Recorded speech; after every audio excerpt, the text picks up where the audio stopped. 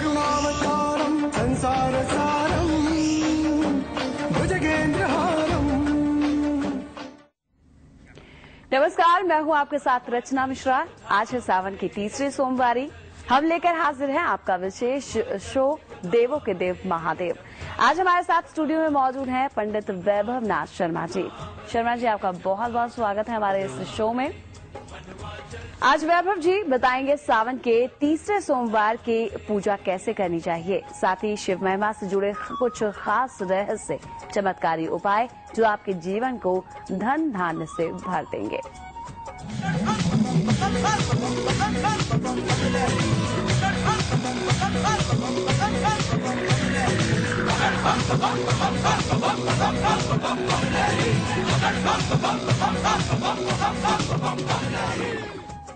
चलिए वैभव जी से जानते हैं। वैभव जी, आपसे जाने सावन के तीसरे सोमवार को पार्थिव पूजा का विशेष महत्व बताया जाता है, इसकी सही विधि विधान क्या है? जी देखिए, जहाँ तक शिव पूजा की बात करते हैं तो शिव पूजा में अगर कोई प्रामाणिक विधि है तो वो पार्थिव पूजन की ही विधि है, हमारे शास्त्रों में बताया गया।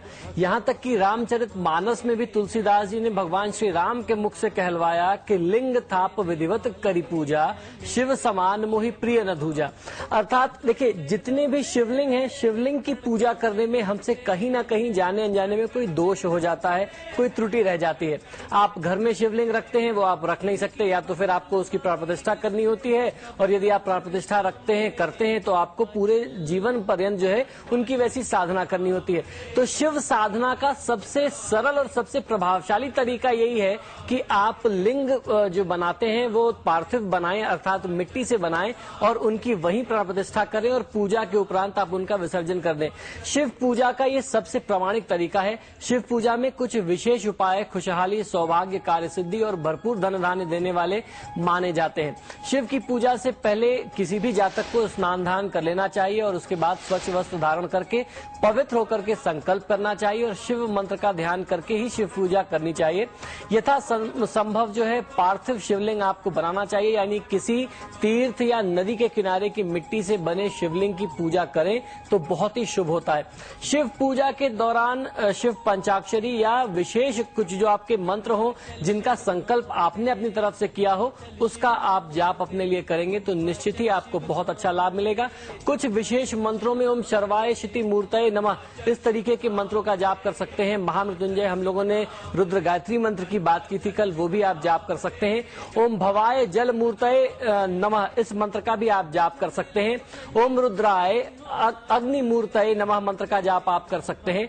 ओम उग्राय वायु मूर्तये नमः मंत्र का जाप आप कर सकते हैं। ये सारे जो मंत्र हैं ये आपको बहुत अच्छा लाभ देंगे। ओम भीमाय आकाश मूर्तये नमः, इस मंत्र का प्रयोग भी आपके लिए सर्वोत्तम हो सकता है। पार्थिव शिवलिंग पर गंगा जल की धारा अर्पित करके आपको स्नान कराना चाहिए, अर्थात अभिषेक करना चाहिए। नंदी की मिट्टी के अभाव में पीपल के पेड़ की जड़ का भी आप नदी की मिट्टी अगर आपको न मिल पाती हो, किसी तीर्थ की मिट्टी न मिले, तो पीपल के वृक्ष के नीचे की जो जड़ की मिट्टी होती है आप उसको भी लेकर के पार्थिवेश्वर बना सकते हैं। इससे आपको बहुत अच्छा लाभ मिलेगा। पवित्र स्थान की मिट्टी से पार्थिव शिवलिंग बनाने का बहुत ज्यादा महात्मा हमारे शास्त्रों में बताया गया है। पार्थिव शिवलिंग पर खासतौर पर इत्र की धारा चढ़ानी चाहिए, उससे महादेव तत्काल प्रसन्न होते हैं। यह भौतिक सुखों की कामना पूर्ति करने के लिए बहुत ही चमत्कारी प्रयोग माना जाता है। चंदन का लेप करना, अर्थात चंदन लगा करके गंध, अक्षत, धूप, दीप के अलावा वस्त्र आदि आप जो है शिवलिंग के ऊपर अर्पित करें तो आपको बहुत अच्छा लाभ मिलता है। सभी सुखों की जो कामना है वह पूर्ति होती है इस छोटे से उपाय से, जब आप अपनी तरफ से जितने ज्यादा से ज्यादा चीजें उनको अर्पित कर सकते हैं महादेव को। कमल, शंख पुष्प, बिल्व पत्र, शत पुष्प चढ़ाना चाहिए। ये बहुत ही चमत्कारी प्रयोग होता है। इसे पापनाशक माना गया है और धन लाभ के लिए मनोरथ सिद्ध करने वाला हमारे धर्मशास्त्रों में ये उपाय बताया गया है। जी पंडित जी, आपसे जानना चाहेंगे मंत्रों के बारे में। आपने बताया मंत्रों का उच्चारण जो है, मंत्रों की जो अपनी जगह है वो काफी अहम मानी जाती है। मंत्रों के उच्चारण के समय किस तरह की सावधानियां जो हैं वो बरतनी चाहिए? देखिए, किसी भी जातक को, किसी भी साधक को ये प्रयास करना चाहिए कि वो जिस भी मंत्र का प्रयोग कर रहे हैं किसी योग्य आचार्य की देखरेख में आपको मंत्र जाप करना चाहिए। एक बार जब आपका मंत्र उच्चारण शुद्ध हो गया तब आपको बहुत अच्छा लाभ मिलता है। तो मंत्र उच्चारण, क्योंकि ऊर्जा ही सब सब कुछ है। ऐसा भी हमारे शास्त्रों में उल्लेख मिलता है कि जब रावण जो है देवी दुर्गा की साधना कर रहा था तो हनुमान जी ने बाल स्वरूप धारण करके, क्योंकि नवरात्र का दिन था, एक तरफ भगवान श्री राम साधना में लीन थे, देवी दुर्गा की साधना कर रहे थे, दूसरी तरफ रावण साधना कर रहा था। भगवान हनुमान ने क्या किया कि बाल स्वरूप धरा और जो आचार्य लोग रावण के अनुष्ठान में लगे थे उनसे जाकर के एक अक्षर बदलने को कह दिया, जिससे इस पूरी साधना का तात्पर्य ही पलट गया।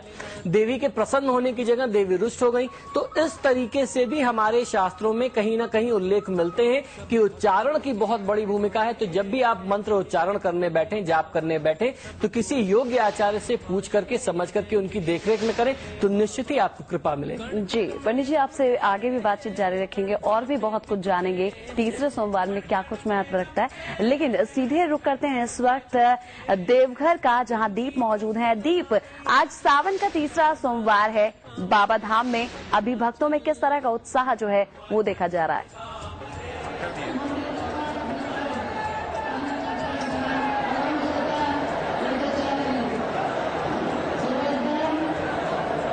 जी दीप जी, देखिए आज सावन की तीसरी सोमवारी है और तीसरी सोमवारी में भक्तों का जनसैलाब उमड़ पड़ा है। यहाँ पर पहले सोमवारी में लगभग 1,20,000 भक्तों ने जलार्पण किया था, दूसरी सोमवारी में लगभग 1,30,000, लेकिन आज उम्मीद जताई जा रही है कि तकरीबन 1.5 से 2 लाख के लगभग कांवरिया जो है आज जलार्पण करेंगे।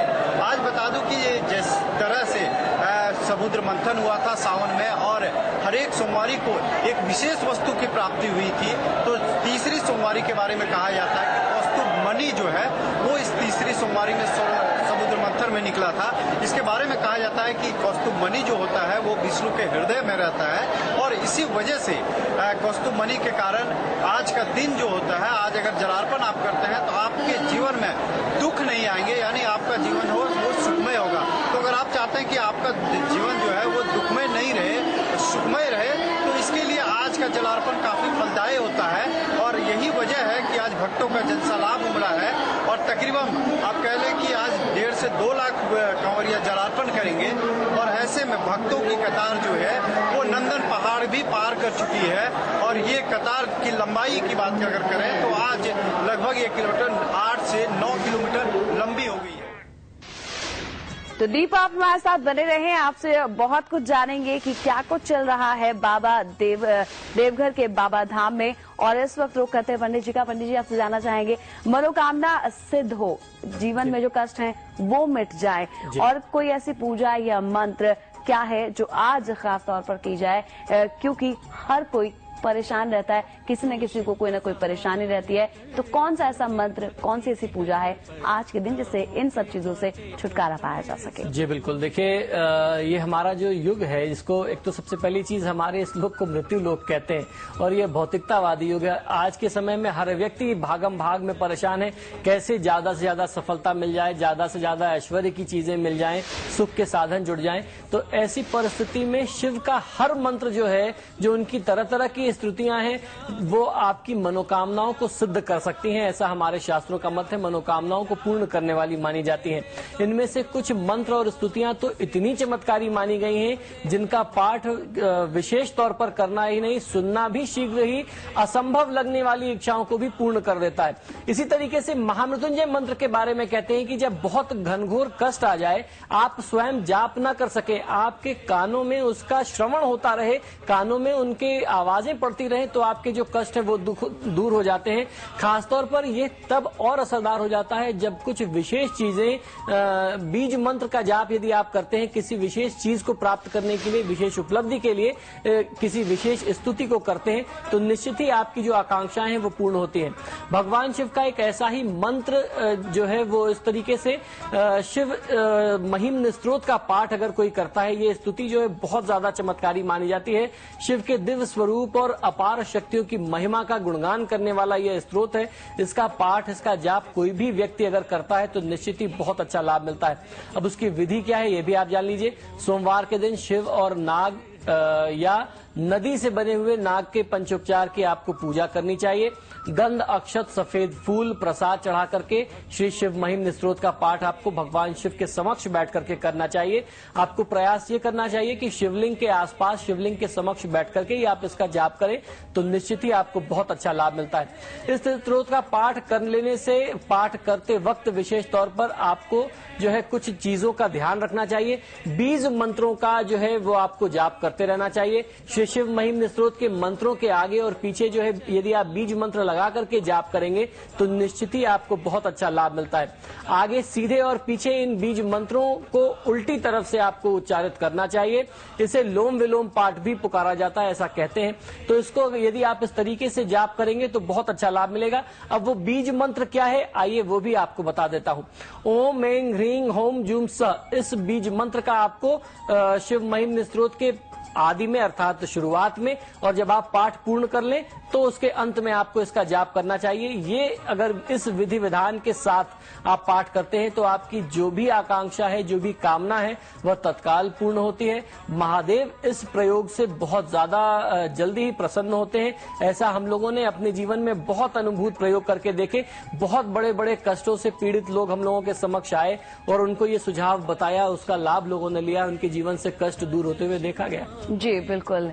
पंडित जी, आपसे बातचीत का सिलसिला आगे भी बढ़ाएंगे, लेकिन रुक करते हैं इस वक्त देवघर का, जहां मौजूद है हमारे संवाददाता दीप। बाबा धाम में गठबंधन की क्या परंपरा रही है, क्यों कराते हैं ये गठबंधन, जानना चाहेंगे आपसे।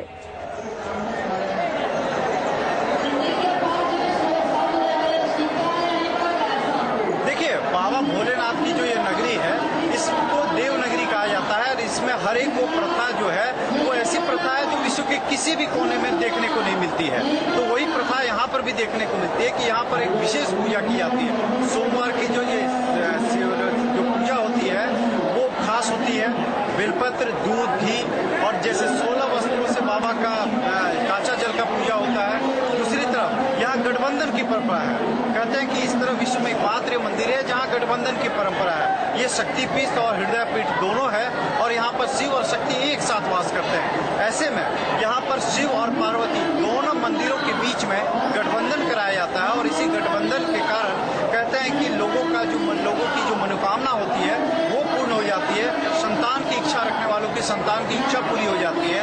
यही कारण है कि यहाँ गठबंधन की पुरानी परंपरा रही है और सावन मेला के शुरुआती दिनों से ही यहाँ के दोनों के मस्तिष्क पर गठबंधन देखने को मिलता है और कुल मिलाकर यहाँ भक्ति की बयार जो है वो देखने को मिल रही है। जी, तो ये थे हमारे संवाददाता दीप हमारे साथ बने रहे हैं। आप तो बताया उन्होंने कि क्यों गठबंधन किया जाता है, और फिलहाल बातचीत का सिलसिला पंडित जी के साथ आगे बढ़ाते हैं। पंडित जी, आपसे जानना चाहेंगे, बिल्व पत्र काफी महत्वपूर्ण, हर पूजा में, शिव जी के पूजा में जो है वो माना जाता है। तो आपसे एक चीज ये जानना चाहेंगे जो काफी महत्वपूर्ण मानी जाती है, परिक्रमा सबसे अहम मानी जाती है।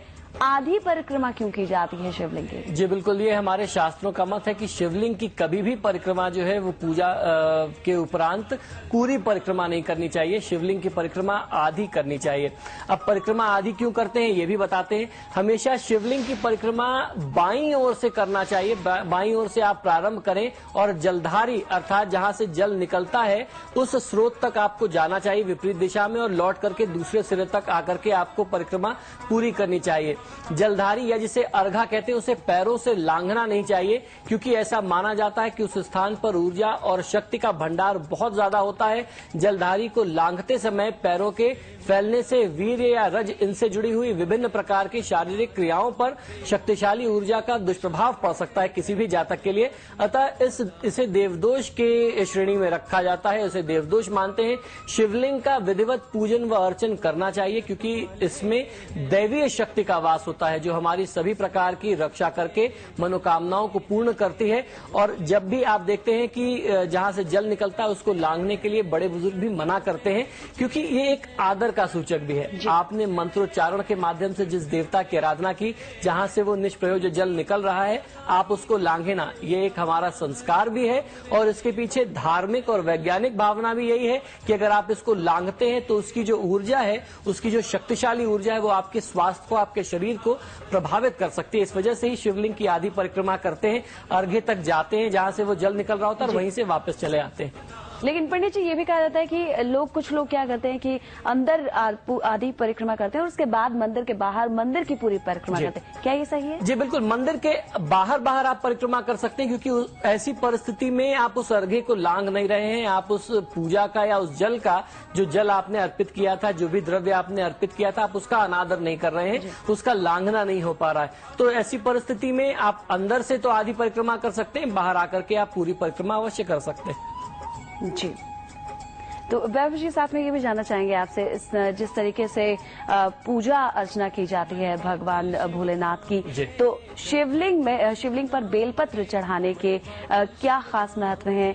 इसके पीछे जो उद्देश्य है वो क्या होना चाहिए? क्यों चढ़ाया जाता है? जी बिल्कुल, बेलपत्र का शिव पूजा में बहुत ज्यादा विधि विधान हमारे शास्त्रों में बताया गया है। बेलपत्र की महिमा बहुत ज्यादा है हमारे धर्म शास्त्रों में। आज जो तीसरी सोमवारी है, इस तिथि में बेलपत्र चढ़ाना जो है वो बहुत ज्यादा महत्व रखता है। शिव पूजा के लिए बिल्वपत्र कहते हैं कि 3 जन्म के पापों को नाश करने वाला बताया गया। वेद प्रकृति रूप ईश्वर की अपार महिमा व शक्ति को उजागर करता है। धर्म ग्रंथों में वेद भगवान शिव का स्वरूप बताया गया है, यानी प्रकृति का कण कण जो है वो शिव का स्वरूप बताया गया है। इसी कड़ी में बिल्व वृक्ष जो है वो साक्षात शिव का स्वरूप माना जाता है। शिव पुराण में तो बिल्व वृक्ष की जड़ में सभी तीर्थ स्थान बताए गए हैं। ऐसा मानते हैं कि बेल के पेड़ की जड़ में हर प्रकार के तीर्थ मौजूद हैं। आपको उसकी पूजा अवश्य करनी चाहिए, बेल के पेड़ की पूजा करनी चाहिए। इसलिए बिल्व वृक्ष की पूजा शिव उपासना ही मान करके बहुत सारे देवी देवताओं ने पुराने समय में भी की है, और आज भी हम लोग देखते हैं कि बेलपत्र अवश्य चढ़ाते हैं, क्योंकि ये शिव पूजा का एक अभिन्न अंग है। खासतौर पर हमारे हिंदू धर्म में परंपराओं में श्रावण यानी सावन महीने में भगवान शिव की उपासना की शुभ घड़ी में बिल्व वृक्ष की पूजा करना, कई अचूक उपाय सांसारिक जीवन की कई इच्छाओं को पूरा करने वाले माने गए हैं। इस ऐसी परिस्थिति में जो बिल्व वृक्ष की पूजा करते हैं या बिल्व पत्र अर्पित करते हैं, वो आपकी कई सारी आकांक्षाओं को पूरा कर सकता है। बिल्व वृक्ष के नीचे शिव की पूजा यदि आप बैठ करके करते हैं, शिवलिंग को आप बेल के पेड़ के नीचे रख करके करते हैं, तो समझ लीजिए वो अनंत फल देने वाला है। आपके मन में कैसे भी भाव हो, कैसे भी कष्ट हो, वह कष्ट दूर करते हैं और आपकी मन की सारी आकांक्षाओं को पूर्ण करते हैं। बेल की जड़ या जल अपने सिर पर लगाने से सभी तीर्थों की यात्रा का पुण्य फल मिलता है, ऐसा हमारे शास्त्रों का मत है। गंध, फूल, धतूरे और उसके साथ साथ जो बिल्व की जड़ की पूजा करता है उसे संतान और सभी सुख प्राप्त होते हैं। बिल्व वृक्ष के व बिल्व पत्रों से जो पूजा करता है महादेव की हर प्रकार के कष्टों से मुक्ति पा लेता है। जिस तरीके से मैंने कहा कि बेल पत्र का जो त्रिदल का एक स्वरूप होता है, यानी तीन दल वाला जो एक पत्ता होता है, वो 3 जन्म के पापों का संहार करता है। बिल्व की जड़ के पास किसी शिव भक्त को घी सहित अन्न या खीर दान करना बहुत अच्छा लाभ बताया गया है। ऐसा व्यक्ति कभी दरिद्र नहीं होता, धनहीन नहीं होता। तो ये कुछ ऐसे छोटे छोटे उपाय हैं या एक ऐसी छोटी सी जानकारी है जो आप जान सकते हैं, क्योंकि चीजें सब हमारे आसपास मौजूद हैं, लेकिन आवश्यकता क्या है? ज्ञान की आवश्यकता है, जानकारी की आवश्यकता है। आज हमारे पास ज्ञान का अभाव है, तो बेल के पेड़ से जुड़ा हुआ या बेल व पत्र से जुड़ा हुआ ये कुछ ऐसा छोटा सा प्रयोग मैंने आपको बताया, कुछ 2-3 ऐसे छोटे प्रयोग बताए जिसको करके आप निश्चित ही बहुत अच्छा लाभ ले सकते हैं। जी, आपसे बातचीत का सिलसिला आगे बढ़ाएंगे, लेकिन इस वक्त रुक करते हैं देवघर का। आज तीसरी सोमवारी है और जानते हैं दीप जो कि मौजूद है वहां पर। दीप, आपसे जानना चाहेंगे कि कितना महत्व रखती है आज तीसरी सोमवारी, कितना फलदायी है?